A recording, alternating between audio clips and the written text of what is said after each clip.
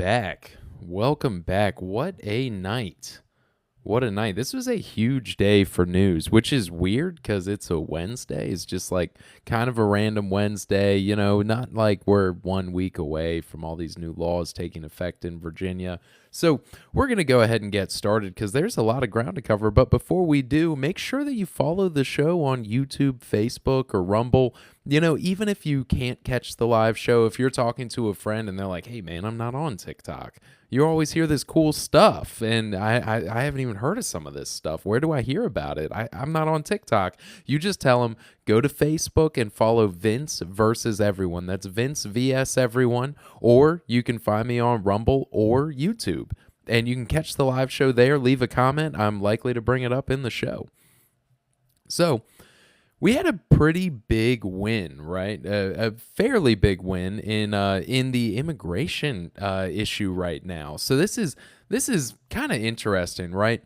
The U.S. Senate just passed legislation that is going to fund Border Patrol and ICE. So we're hearing from Senator Mike Schmidt, right? And he's talking about the new the new law that has just gone into effect, or rather will just go into effect in a few days.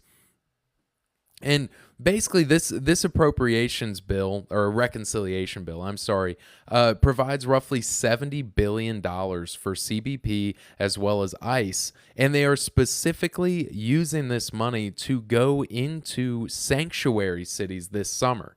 So they're targeting cities in areas that have laws like Virginia, where they specifically will not comply with the federal agreements to detain immigrants as they are being released from prison. So that means when you have in a prison a known illegal immigrant or a known illegal alien, and they are being released in those non-cooperating jurisdictions, ICE is going to have additional funding specifically to monitor those locations. So those 287G agreements that were nixed in Virginia, now by Virginia law, sheriff's departments, departments of corrections, and police precincts are not allowed to cooperate with the federal government coordinating these releases, so that when a criminal alien comes out of jail, rather than release them into the community, they can be moved directly into custody of ICE and prepare for deportation. So this was a pretty big win because it basically says, we don't really care about your sanctuary cities. This is not a policy that is this effectively won't be allowed. Now, in the future, you might see some lawfare about this. You may see that, basically they say this is just a waste of money. Like, you just need to cooperate with the federal government because we're now spending, $70 billion. What's it like? This only gets us funding through, what is this? Through fiscal year 2029. So this is just a few years. Just a few years of funding, nearly $100 billion, because everything goes over budget in the federal government, right? So, it's going to be like $100 billion by 2029, and then they're going to, have to do it again?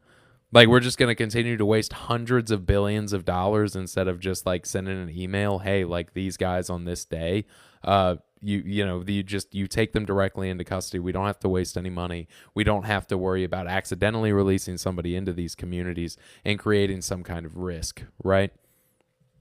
So this was a fairly big win.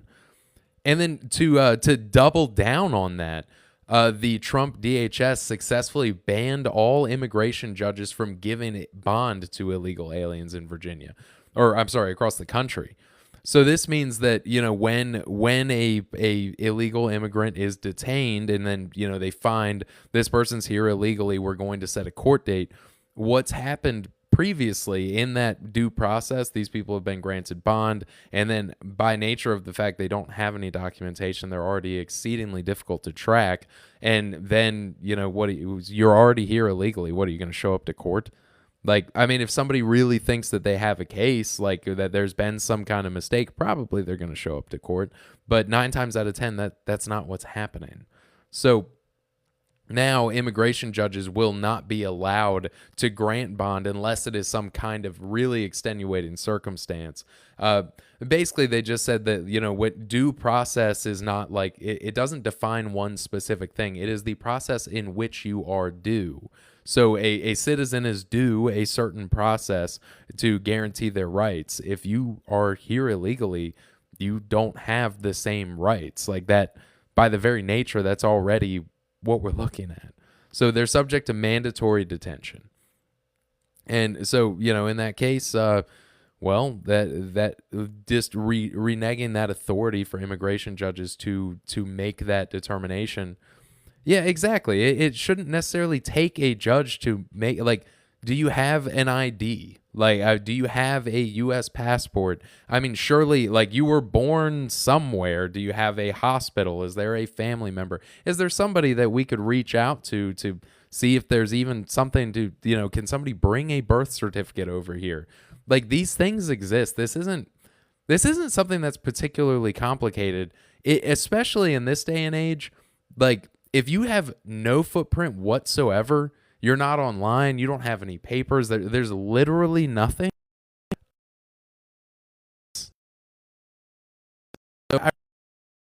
So complicated. And people want to say, oh, well, this is a papers, please situation. It's like, dude, I don't know what to tell you. Like, you literally don't have anything. I mean, come on. Let's be serious. That's a little unreasonable. That's a little bit unreasonable. And we really need a big problem with our legal system, with our government in general, is that for so long we've had to create all of these rules that are about focusing on the margins, right? How is this going to affect this half of a single percent, this fraction of a percent of people? We really need to make sure that our laws take into account these extraordinary exceptions. And like, that's kind of the whole problem, isn't it? Because like, we really should have a law and a system for the normals. Like, and that's not, to me, this isn't an unreasonable, this isn't a big ask by any stretch. You should have a system, a system that is comprised mostly of normals that run it. And beyond that, like, when we make laws, when we make rules, we shouldn't be considering this sliver of people. We should be looking at, like, okay, how does this work, like, for normal people? Like, does this make life for normal people better or worse? That should really be like the very first litmus test that is established. And this goes on in so many ways, right?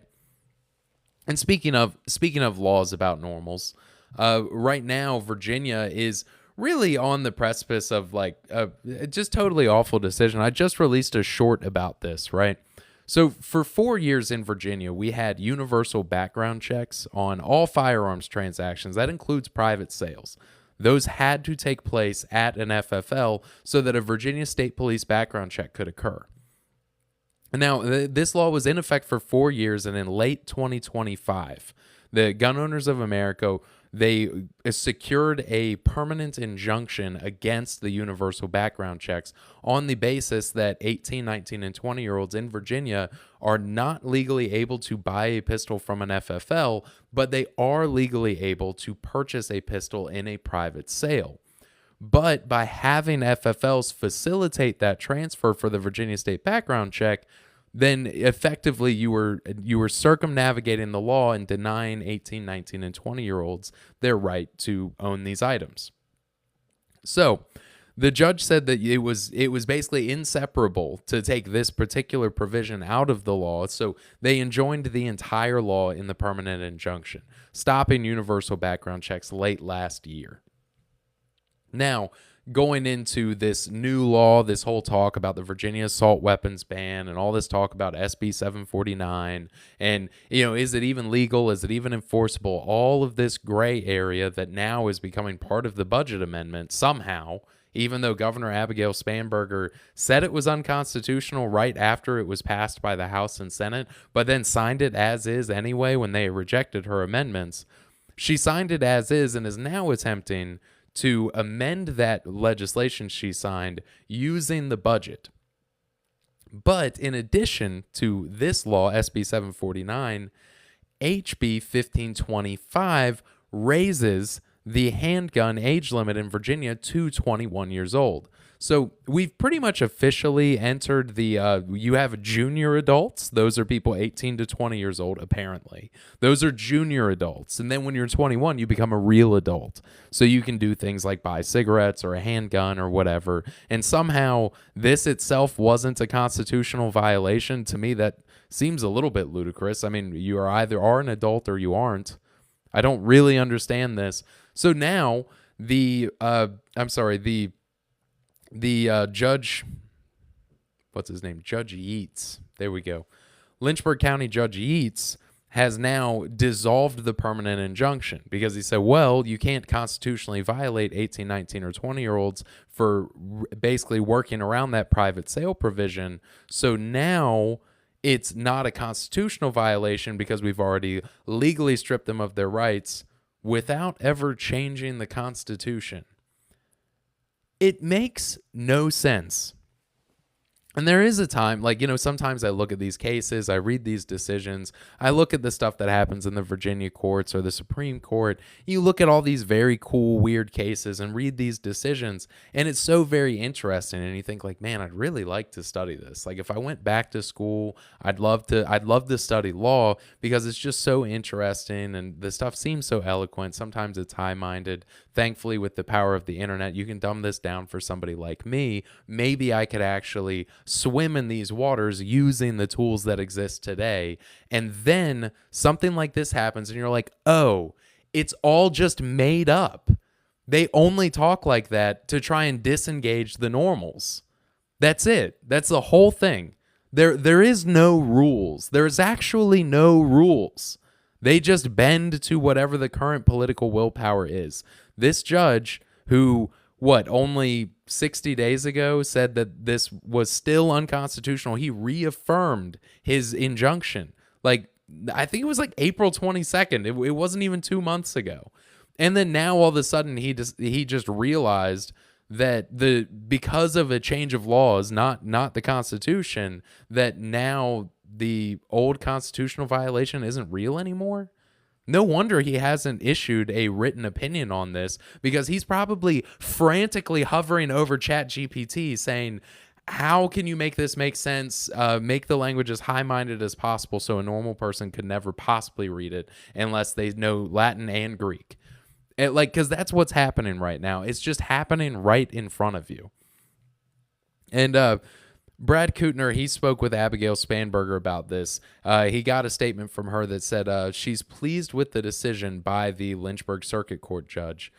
She said, recognizing that people with a criminal history shouldn't have access to firearms is a real shared priority that exists across the spectrum. Okay.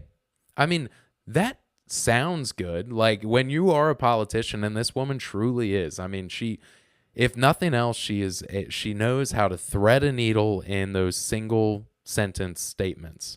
However, that would give someone the impression that, like, the governor believes that these criminals just own firearms by mistake. Like, they didn't realize when they got a felony or when they got like a class 1 misdemeanor for giving their girlfriend a black eye, that they just didn't realize that they weren't allowed to own guns. So now with the new law, when they go down to the FFL, they're going to be like, oh, I'm sorry, sir. I don't know if you realize this, but you're actually not allowed to own a firearm. And they're going to be like, wow, thank God I went to my local gun store so that way I didn't accidentally commit another crime in a life that is defined mostly by a series of crimes, like crime after crime after crime.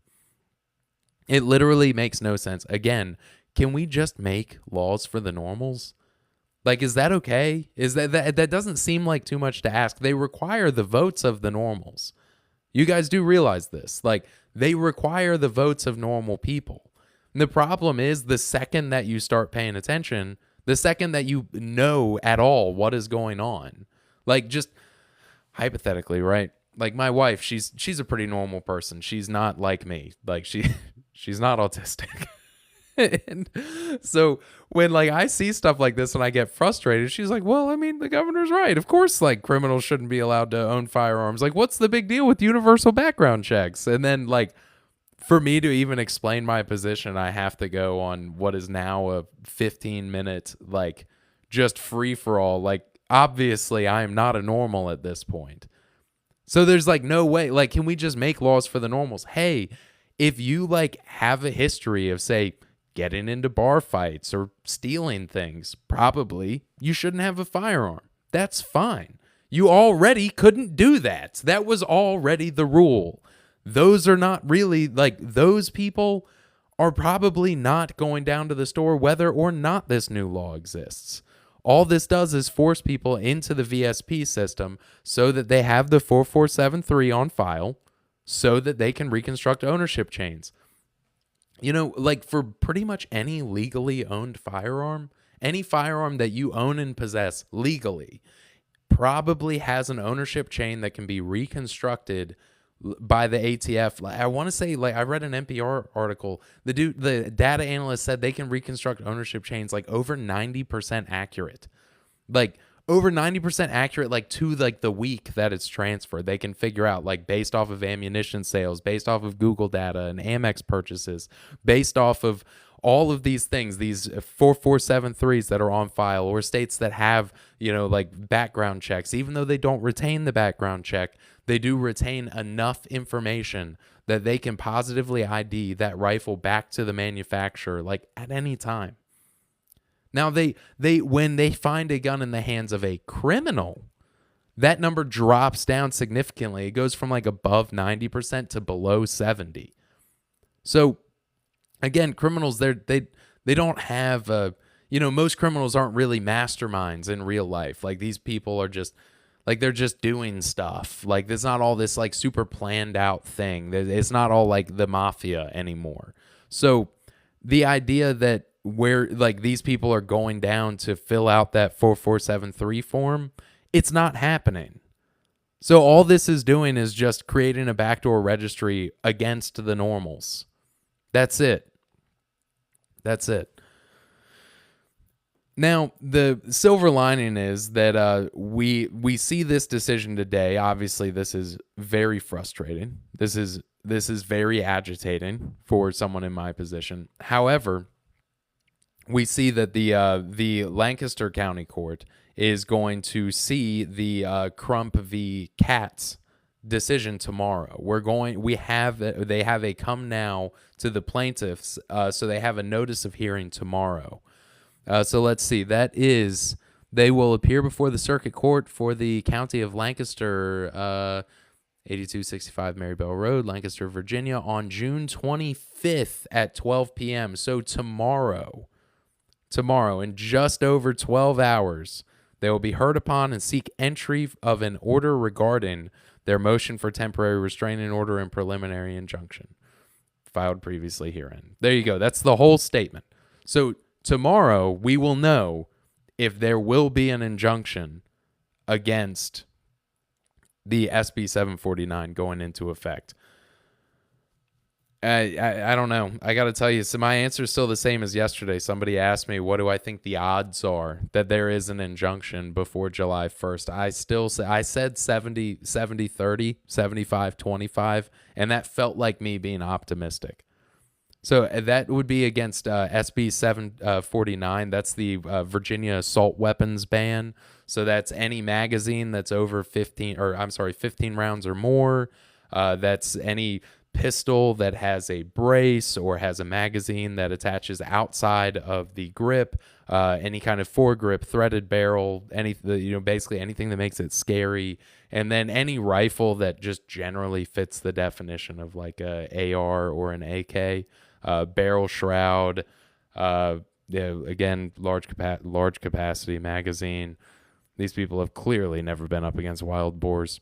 So yeah, that's just the Virginia assault weapons ban. That's what everybody's calling it, but people really get upset if you call it an assault weapons ban, because then it kind of sounds like a reasonable thing, even though these are like literally the most common rifles in America. I think the AR-15 is the most common rifle in America, and the AK-47 is the most common rifle in the world. And somehow, yeah, that's exactly what I'm saying. It's a totally It's technically a standard capacity magazine. It becomes standard when it comes free with the most common rifle in the country. I don't know what to tell you. I don't make the rules. How can you say, like, a fork? How many prongs does a fork has? 4, because that's how many come on all of them. You can't call that a high capacity fork. Am I being ridiculous here? Maybe. Is it for comedic effect? Absolutely. But no, unfortunately, when you're arguing these things, like I said, yeah, exactly. Based off of cosmetics, you can get the exact same Remington rifle, and you can throw a Picatinny rail and like a high zoom scope on it, and all of a sudden it's a sniper rifle. It doesn't make sense. It literally doesn't make sense. Like, it's just completely arbitrary. But no, and like I said, if I was talking to a normal person, if I was talking to somebody who's not absolutely steeped in politics all the time, then it's hard for me to actually explain how ridiculous this is. But then when you go and you try and have like concise 2A discourse, you get into the forward phrase. Well, it says shall not be infringed. And it's like, well, listen, it has always said that. It always said shall not be infringed. And like, that's almost too reductive at this point, because like clearly they're doing a bit of infringing. So if ever there was a time that the Supreme Court, or in this case, the Court of Virginia, ought to clarify the language, either amend the Constitution or say that shall not be infringed, that's exactly what it means. You got to do one or the other, because we've existed in limbo, and this is literally it has just divided everyone for too long. And that's really what it comes down to. I'm in favor of shall not be infringed. I think that was a good idea. And I'll explain why in a minute. But yeah, the Mini 14 is in the standard and sporting stock, and they instantly want the sporting one banned. Yeah, exactly. Exactly. It doesn't matter, because today it's this. Today it's the AR-15, even though like nationwide, I think AR-15 is like under 500 deaths. Like, there's more people dying in car accidents in a single day. I don't know what to tell you. Like, that's what we're up against right now. That's probably not true. There's probably not that many car accident deaths in one day. Can somebody check that stat for me? Because I have different numbers bouncing around my head now that I try and think about it. But no, that shall not be infringed. 100 people a day. Okay, so what, in a week? I mean, come on. Yeah, in a single week, 100 people a day die in car accidents, but we're focused on the AR-15, which, like, nationwide. Exactly. Yeah, nationwide, it's like, what is it? It's like 500, less than 600. It's nothing. It's nothing. By comparison, we're focused on the wrong thing. Think about how many people die of heart disease. Are we going to ban cheeseburgers next? Are you going to be allowed to sue McDonald's because they're just recklessly selling cheeseburgers to whoever want it? 10,000 murders a day. 10,000 murders a day. Well, but murder's illegal. How are they doing that? Isn't murder already illegal? Do we need another law to make murder more illegal? You know, if we made another law, then the criminals will know that they're not allowed to murder. And so then they won't accidentally go around settling street justice. Yeah, 10,000 a year makes way more sense. 10 million murders a day. Oh my God. Then you start to realize why the 30 round magazine is so necessary. But no, I wish that the people on Facebook would get to see the live chat. I just made a new friend who has I can't read Elvish or whatever language that is. But you know, they have some stuff to say, and it's pretty awesome. I'm probably going to follow them after this.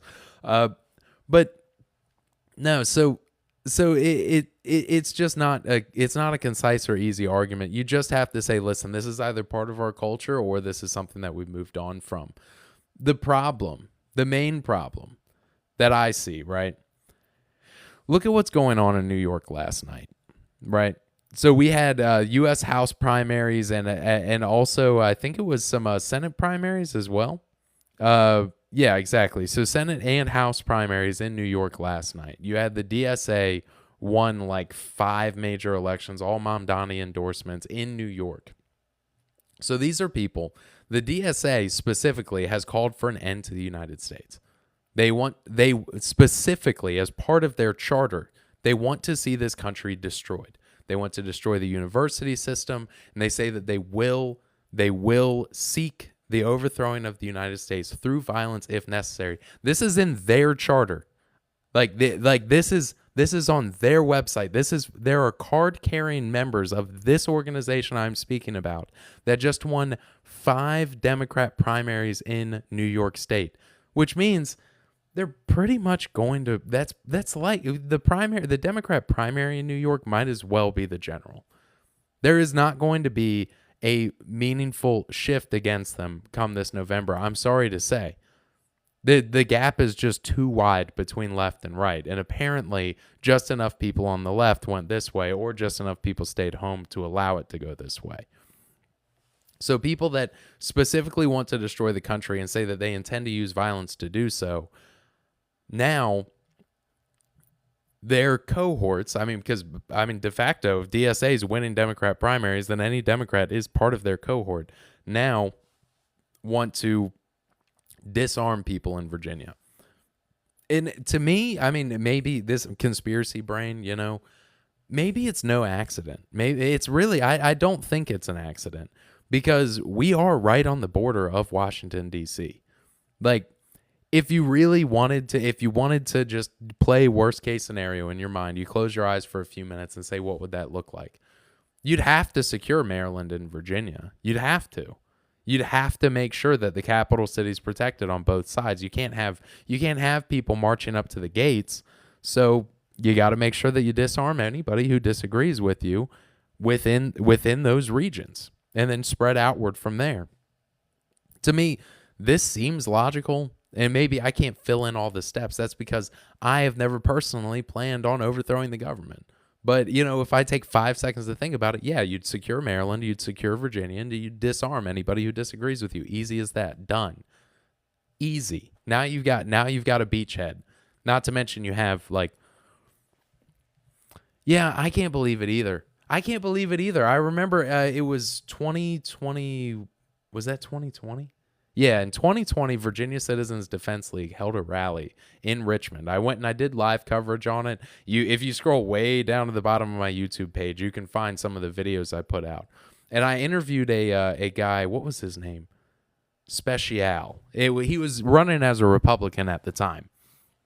He was running in the Republican primary. I can't remember if it was state senate or governor, but this was in January, so it was a lot of leg before the primaries. I don't even think he even made it to the primaries because it just didn't work out. And I'm interviewing this guy. He seemed cool. I liked his vibe, and I'm talking to him. And then I look, as soon as I walk away, I look him up on the website, and it's he was in the CIA. You're done. You are not getting elected as a Republican if you spend any time in the CIA. Everybody in I think everybody in the Republican Party already knows better. Democrats, on the other hand, at least the far left, they're starting to. I would think they learned their lesson. Now it looks like maybe they're teaming up. It was all how they drew it up, I guess. I don't know. That's probably giving them way too much credit. But establishment Democrats have been asleep at the wheel for a long time, and now their entire party apparatchik's been co-opted by actual literal card-carrying socialists. So congratulations. We see a new political paradigm in America. You literally, in maybe not 2028, by 2032, it's literally just going to be the MAGA party. The Republican Party will just kind of become the MAGA party versus the Democratic Socialists. And that's it. The first party to actually accept the new paradigm will be the one that wins. It's that simple. Because the left is too radical left.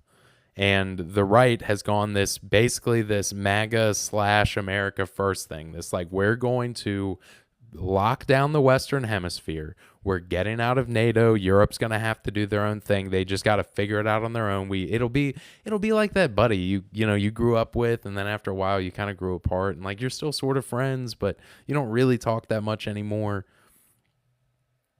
Yeah, that's right. Yeah, that is right. If it was Mossad, maybe the GOP would feel a little differently. Though I think you have to be Israeli born to be in Mossad, don't you? Isn't that a rule? I thought that was a rule. You had to be born in Israel. I don't know. I feel probably that kind of thing's secret. I probably just read that somewhere and assumed it was true without ever critically thinking about why would I know this? Like, why would this be public information? It's probably way more secretive than that, right? Apparently, it's what they're really good at, though. Spycraft seems to, like, be their thing. But no, if the left embraces the whole DSA thing, they just say, like, we're just going to go hard. We're going to keep saying labor and screaming, like, fascist at people we don't like, and then, like, they'll just fall in line. If they embrace that, then they'll probably win, unless the GOP, like, realizes they just need to coalesce around the whole MAGA agenda. And that's really what it is, because those are the only two options. The only other option is that probably Tulsi Gabbard, it looks like she's probably going to run for president again. She left the administration and then spent no time being invisible at all. Like, she left and said, like, oh, it's because my husband has cancer, even though he's had it for a really long time. And then, like, became more visible than she was the entire time that she was, like, working in the president's administration. I think it's pretty obvious she's trying to create a lot of daylight between her and the president, so that when she runs as a Democrat, she can say, like, oh, yeah, no, I was against him too, but not for all the reasons that you crazy people think. And like, she'll try and use that to, like, put the Democrats back into, like, the normals lane. But our system doesn't work for normals anymore. So, you know, like, we'll see how that plays out. Maybe it'll work. Maybe it'll work. But all of this, ironically, like, the DSA says that they want to dismantle the university system. That is part of their charter, right? And yet, right now, the entire public school system, I mean, like, if you talk to, like, anybody, like, a lot of conservatives, a lot of Republicans still think, like, when they raise their kids, that they want to give them a life so that they'll be able to go to college and, like, become part of this sort of, like, elite, right? And that it all starts in the public schools. It all starts in K through 12, right? And Virginia has a problem with this, like, specifically. I think the 2024 National Report Card was, like, just published. And you can see between the SOLs and the National Report Card, there's a nearly 40-point gap. So, like, Virginia's honesty score sucks because our standardized tests rank our kids, like, 40 points higher than the National Report Card does. So while we kind of pretend like we're back on track with education and just have a little bit further to go, we're going from advanced, like, to during COVID, we became quite average. And we are very quickly becoming below average public schools. And this is a transformation that's happened within, like, a single person's, like, elementary and middle school experience. So this is happening quickly. And right now, while the Virginia budget is still kind of in this ongoing limbo, the governor, Spanberger, they have proposed extending Virginia's lowest in nation English and math standards for 2 more years. So part of the agenda of the governor coming into office was that we would update our English and math standards, that we would close that honesty gap, and we would take an actual look at where our public schools are at and begin to hold administrators accountable. Because while this 4% raise for teachers over the next 2 years, 4% per year for 2 years. So, I mean, that's some decent money for a teacher, I guess. Like, a 4% raise is a decent raise. Like, it's not an awesome raise. It is pretty decent. But yeah, 4% for 2 years for teachers. I guess they're hoping to attract new talent, stop bleeding teachers to Maryland and North Carolina. And, you know, with that, maybe, just maybe, we could get our schools back on track. But we want to couple that with accountability, which means for those administrators, for those bureaucrats, we need to have our honesty score realigned with the nation's report card so that we can look at our administrators, which are some of the highest paid in the nation, and tell them, you will be held accountable if you're not able to deliver on the promise of improving our schools. Am I for the Democrats or no? No, I'm not. It's just simple as that. I'm not. I mean, and I'm not saying, like, if Tulsi Gabbard ran as a Democrat, I'd say, like, okay, well, let's hear what her platform is. But the current Democrats, no way, no way. Yeah, just being honest with you, I don't want to mislead anybody. You know, I could spend 5 minutes trying to make it sound like I'm, more, I'm more open-minded, but I just don't see it. So like I said, the K through 12 system in Virginia is delaying for 2 more years, closing that honesty gap. You can look at any. Am I left leaning? You can look at any of my videos that I put on Facebook or TikTok, and if you scroll down far enough, you'll find some people call me a libtard, and you'll find other people call me a Nazi. So I mean, I guess it depends on who you ask. I think that means that I'm centrist. I think that means I'm in the middle. If you're getting everybody mad over the same video, I think that means you're squarely in the middle. But if you ask people who know, I mean, a lot of my friends are either left leaning, and some are the people I enjoy talking about politics with the most are quite progressive. And I find that they're, in terms of identifying the problems, we have a lot of overlap. But when it comes to solutions, I'm going to be much further to the right than them. And that's really been the story since like Bernie Sanders ran for president, right? I mean, really, since Obama attracted a lot of more conservative voters because of his platform. It just sucks because within his first year of office, he completely abandoned every single promise. Almost everything that Trump, like over 60% of Trump's policies are just fulfilling promises that Obama made in 2008 before he won, by the way. This is a theme of the Trump administration, like going after immigration attorneys that are committing fraud or going after business owners who hire illegal aliens. These were things that Obama promised in 2008. These were things that had Bernie so incensed he almost primaried Obama in 2012. And they had to talk him out of it. Party leaders in the Democrat Party talked Bernie Sanders out of primarying Obama because they saw that Obama was about to inject racial politics into American politics. And then by 2016, the Democrat Party had almost completely abandoned it because Trump outflanked Hillary, which outflanked Hillary by, at the time, technically to the left. Because immigration restriction was considered a left-leaning proposal. It was about protecting labor. And Trump outflanked Hillary to the left in that, and then all of a sudden, the party switched on that particular issue, and all of a sudden, I stopped being considered a lib. And other than that, I mean, I don't know. I've become more religious since having a family, having kids of my own. I have a lot more right-leaning thoughts about things like abortion, but that's a topic for a whole other video. Yeah, and that is true. I mean, it's the logical conclusion of ideas. Whether you love or hate Ben Shapiro, that was something he used to say a lot, was that you have to, if you imagine an idea coming to its logical conclusion, what does that mean? And you have to close your eyes. What does it mean? If we're talking about banning AR-15s today, then what is it? 22 rimfires tomorrow? What is it? You look at Britain, they're talking about they're banning kitchen knives. A dude tried to saw a guy's head off with a steak knife the other day. Now they want controls on that. There's no logical end to this.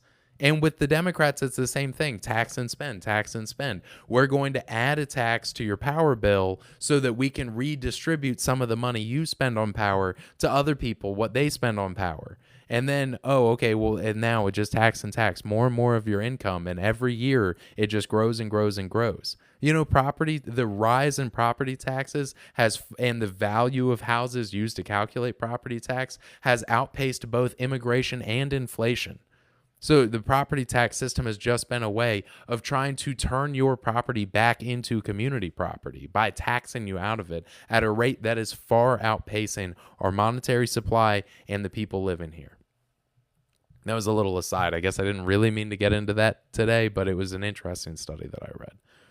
And yeah, the left, whether you're left-leaning or not, guys like Bill Maher, like when I was I was in like 7th or 8th grade when I watched Religulous, and Bill Maher was considered like the most progressive left. And even that guy at this point is like, dude, I can't even see them. They're so far gone now because it just keeps marching to the left. And Republicans have to make the decision. Like I said, the party paradigm's about to switch. And it's about to be, the Democrats are going to become the Democratic Socialists, and the Republican Party is going to become the MAGA Party, because it has to change. That either you no longer have the option of just being the party that pumps the brakes on the Democrats anymore. You have to actually start advocating for things that move the needle in your direction. You have to you can't simply roll back the clock. You must actually correct the record. You have to not just go back in time, but go back in time and then start on a different course, which includes things like not only do we roll back all of these 2A restrictions that have been put out, but you have to go back and then you have to say, okay, now we need protections. Yeah, the housing boom to pay for elder care. Yeah, that's pretty much right. I mean, because Social Security is going to be insolvent in like it's only like 6 years that Social Security becomes completely insolvent. So at this point, you have to either raise the retirement age, which will permanently, that party, whatever party raises the retirement age, they are crushed. It's over.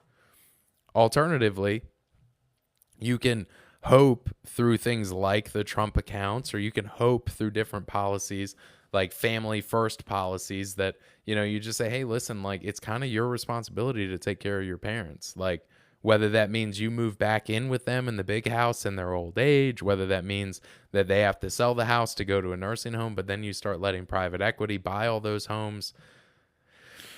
It's a tough spot, dude. Like I said, there's no way out of this. Well, actually, no. I will say, because I think I recognize that it's a generic username, but I still think I recognize this string of numbers.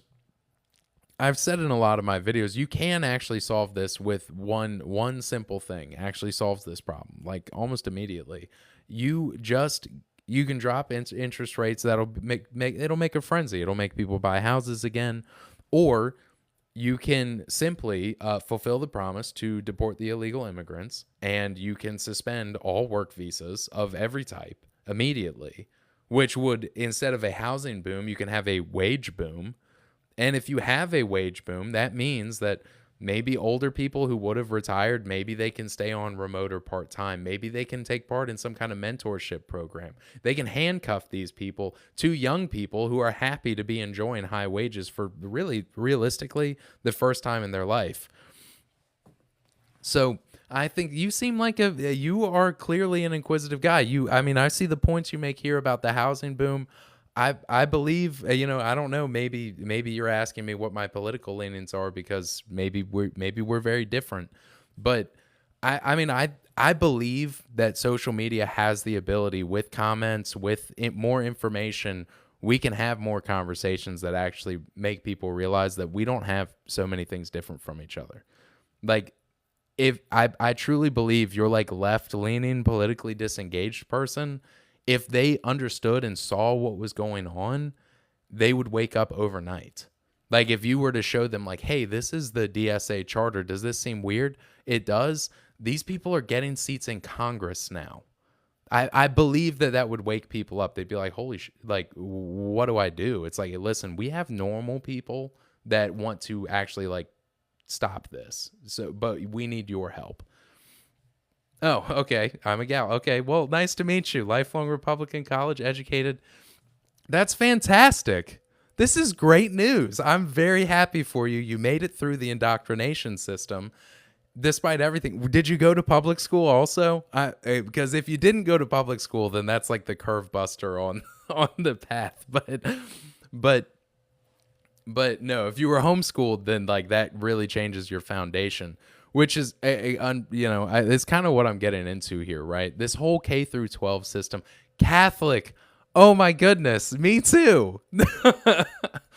So this is the thing, right? They want to obfuscate how bad our public school system is because that sets people on the path, right? They set you on the path, they send you to public school, and 9 out of 10 teachers, probably 19 out of 20 teachers, are going to tell you that you need to do well in school so you can go to college, so you can be successful. They have very little in the way of resources that will teach you how to make money for yourself. And learning how to make money for yourself is kind of where it starts. Then you realize literally I can get paid to become a plumber. And then if I do that for myself, I can make 6 figures with no college debt, owning my own company, and then start apprenticing people and make even more money to do only part of the work. The whole system's broken. But you create these opportunities.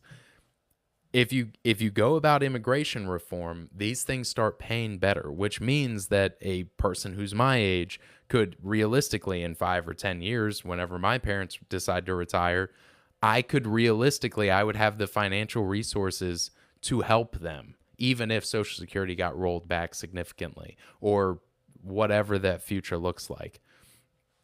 If I had, if you have more money, you can have more kids.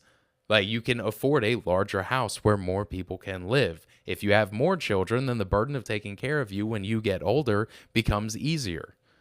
It's almost as if, right? It's almost as if you could take our whole income tax system and you could just say, hey, listen, if you have like 5 kids, it's fairly safe to assume that you're not going to be a tax burden in your older age. You could significantly reduce somebody's income tax and forego Social Security for that person entirely. But instead, we have Social Security, rather than set up like a savings account that the government expects you to rely on, they have it set up as a Ponzi scheme system where every year there's more people paying into a system for less people who make it into their twilight years. Unfortunately, now we've gone the other way. Like, Gen Alpha is like half the size of like Gen Z. We're screwed. There's not going to be enough people to fund this system. Party's over. And not all teachers. I see what you're saying. The teachers are an entirely different issue. Some of them are. I had some really great teachers in the public schools. Some teachers are a big problem. A lot of teachers just, they get disenchanted with it. They thought that they were going to come into this thing and that they could do it for the love. And then at a certain age, the rubber meets the road and you start to realize that what you're getting out of it is not going to necessarily fill that financial gap. This is not something that is going to be fruitful long-term for your spirit, for your soul. And this is part of the problem, because you have a couple good teachers, a couple really good teachers who leave a lifelong impression. Probably they're still going to tell you to go to college, which is going to mean that you go down the path. We'll get back to that in a moment. You have a lot of teachers who just don't care. It's just the bureaucracy, which actually instructs students. What it truly instructs the student is that arbitrary authority is, well, it just doesn't work. Like, rational legal authority, that somebody being in charge just because they have a title, is that is how the system is constructed, and the system is therefore intrinsically flawed. This is true, but giving this information to a 12-year-old will damage them psychologically. You see, an earned authority, an authority that you get through hierarchy, what we call hierarchy, is somebody who has actual earned authority, meaning that you enter a system where there are people who are automatically more senior than you. They have more experience. A co-op creates this situation. Boy Scouts creates this situation where you're mixing in Bear Scouts and Eagle Scouts. Then they have to look up to those Eagle Scouts because they have more experience.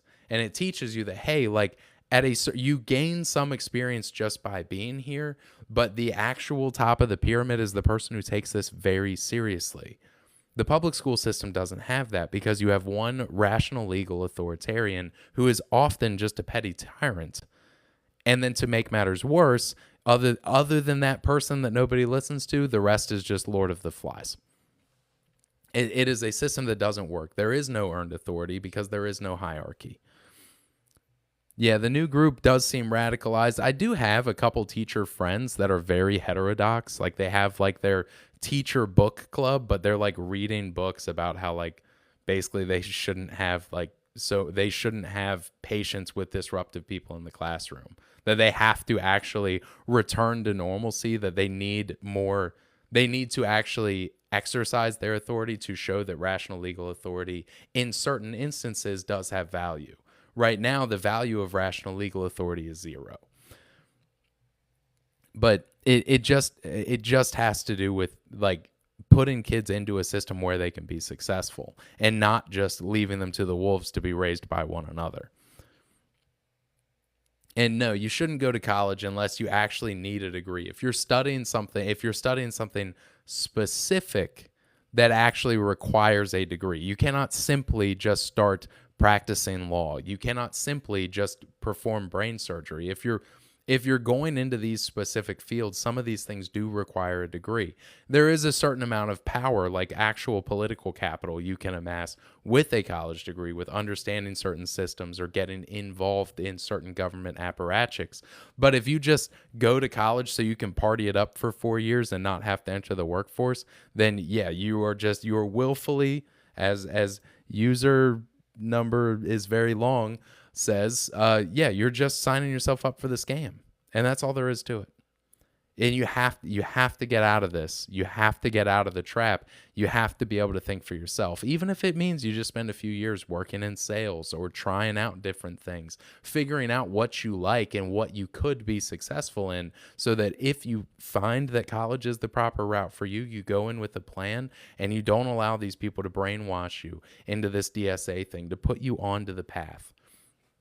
And the best thing a single person can do to vaccinate their own child against this, so that when they enter college, they enter with an actual plan, or that they know better than to just simply enter college, it is homeschooling. It is as simple as that. When you realize that so much of this information you can actually learn for yourself, that the actual basic necessities, the reading, math, and language arts, the science, social studies, when you realize that you can in a certain effect teach yourself, or you can learn that when you hit a wall, there are other resources.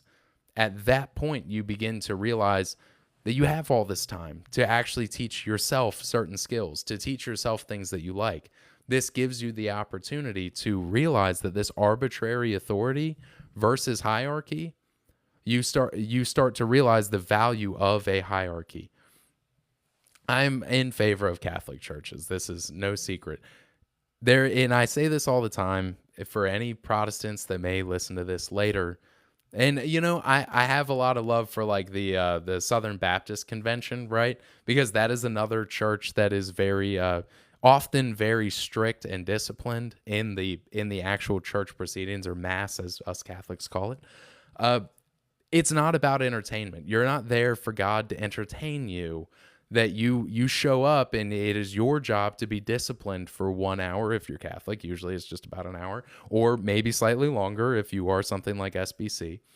But it's not a ceremony about your personal entertainment. It is the ceremony about your personal discipline and actually understanding and reading. And sometimes this can take years to actually understand what's going on here beyond just a Bible story. To actually understand a homily it takes a bit of practice. And you start to realize that this isn't a religion about affirming the things you already thought. Oftentimes, this will be a thing about challenging your preconception.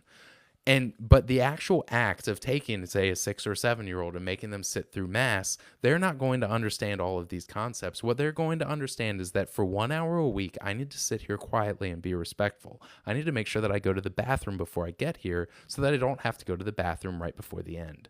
And that practice for a 6 or 7-year-old, that practice of, you need to be disciplined in this moment. This isn't about being 5 minutes late to bedtime. This isn't about making sure that you brush your teeth in the morning. This is about putting on your best clothes, not getting freaking dirty, and being good, because in about an hour, or maybe an hour and change, you'll have a little donut before you get to go home. And that practice, that mental practice, in so many ways, I took it so much for granted as a kid. Like most young Catholic men, I apostated for like 5-6 years, and then came back to the church later and realized that actually that practice as a young person is like the core of what can make you successful as an adult. That every now and again, you just have to eat your vegetables. You just have to make yourself go to bed at 9 o'clock.